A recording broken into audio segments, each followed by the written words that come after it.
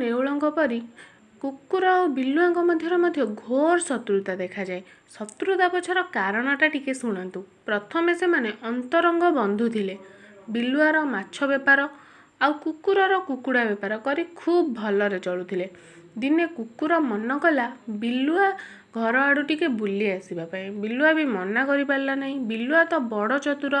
ସେ ମନେ ମନେ ଉପାୟ ପାଞ୍ଚି ତା ବନ୍ଧୁ କୁକୁରକୁ କହିଲା, ତମେ କଷ୍ଟ କରି ବସ୍ରେ କାହିଁ ଆସିବ? ମୁଁ ମୋ ଲୋନା ନେଇ ଯାଉଛି, ତମକୁ ନେଇ ଆସିବି। ବିଲୁଆ ଯାଇ କୁକୁର ଘରେ ପହଞ୍ଚି କହିଲା, ତମେ ରେଡ଼ି ହେଉଥାଅ, ମୁଁ ତମକୁ ଅପେକ୍ଷା କରିଛି। କୁକୁର ରେଡ଼ି ହେବା ଭିତରେ ବିଲୁଆ ଲୁଚି ଲୁଚି ଯାଇ କୁକୁର ଭାଡ଼ିରୁ ଗୋଟେ କୁକୁଡ଼ା ଆଣି ତା ଥଳିରେ ପୂରେଇ ଦେଲା। ତାପରେ ଦୁହେଁ ଯାଇକି ଘରେ ପହଞ୍ଚିଲେ। ବିଲୁଆର ସ୍ତ୍ରୀ ବାଗେଇ ବନେଇ କୁକୁଡ଼ା ରାନ୍ଧିଲା। ଦୁହେଁ ମନ ଶାନ୍ତି କରି ଖାଇଲେ। ଖାଇକି ଟିକେ ବିଶ୍ରାମ ନେବା ପରେ ବିଲୁଆ କୁକୁରକୁ ଆଣି ତା ଘରେ ଛାଡ଼ି ଦେଇଗଲା। ଉପରଓଳି କୁକୁର ତା କୁକୁଡ଼ାମାନଙ୍କୁ ଦାନା ଦେବାକୁ ଗଲାବେଳୁ ଦେଖିଲା ବେଳକୁ ତା ସ୍ୱାସ୍ଥ୍ୟବାନ କୁକୁଡ଼ାଟି ଗାୟବ ହୋଇଯାଇଛି। କୁକୁର ବିଲୁଆର ମନ୍ଦ ଉଦ୍ଦେଶ୍ୟ ବୁଝିପାରିଲା। ଦୁଇ ବନ୍ଧୁଙ୍କ ଭିତରେ ପୂର୍ଣ୍ଣଛେଦ ପଡ଼ିଲା।